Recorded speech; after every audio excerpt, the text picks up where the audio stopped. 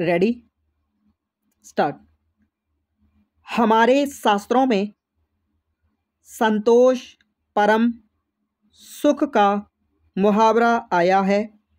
इसलिए विकास की परिभाषा यह है कि विकास वह स्थिति है जिसमें व्यक्ति और समाज स्थायी सुख शांति और संतोष का उपयोग करते हैं। वहाँ प्राकृतिक संसाधनों का क्षरण नहीं होता बल्कि उनकी वृद्धि होती रहती है।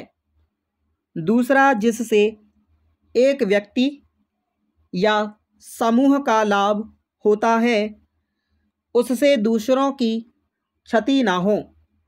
विकास के कारण समाज में असंतुलन पैदा नहीं होना चाहिए।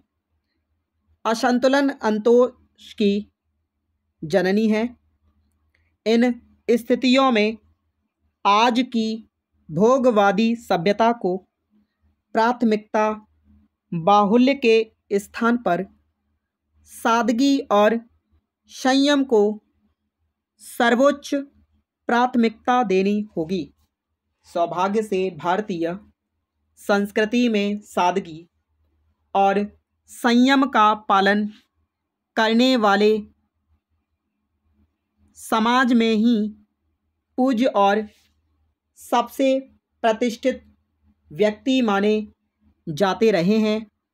महात्मा गांधी ने भारतीय संस्कृति के इस संदर्भ को स्वयं अपने आचरण द्वारा पुनः जीवित कर सारी दुनिया को राह बता दी। उन्होंने कहा, प्रकृति के पास हर एक की आवश्यकता को पूरी करने के लिए पर्याप्त साधन है, लेकिन किसी एक के भी लोभ लालच को संतुष्ट करने के लिए कुछ नहीं है। निश्चित रूप से कई वस्तुएं ऐसी होंगी जिनके बिना हमारा काम नहीं चल सकता। इसके विकल्प ढूंढने होंगे। इधर भारत सरकार का नारा है, सबका साथ सबका विकास। यह नारा जितना लुभावना है उतना ही भ्रामक एवं विडंबना भी है। यह सही है कि आम आदमी की ज़रूरत चरम अवस्था में पहुंच चुकी है। हम उन ज़रूरतों को पूरा करने के लिए विकास की कीमत पर्यावरण के विनाश से चुकाने जा रहे हैं।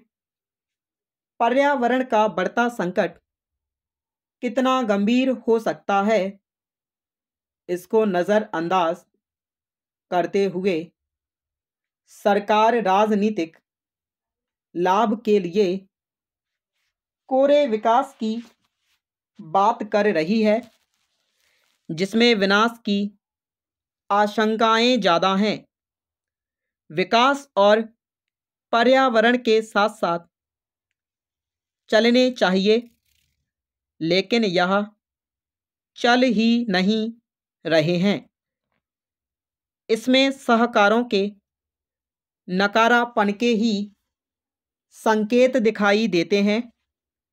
जिस तरीके से देश को विकास की ऊंचाई पर खड़ा करने की बात कही जा रही है और इसके लिए औद्योगिकरण को बढ़ावा दिया जा रहा है, उससे तो यही लगता है कि प्रकृति प्राकृतिक संसाधनों एवं विविधतापूर्ण जीवन का अक्षय कोष कहलाने वाला देश भविष्य में राख का कटोरा बन जाएगा।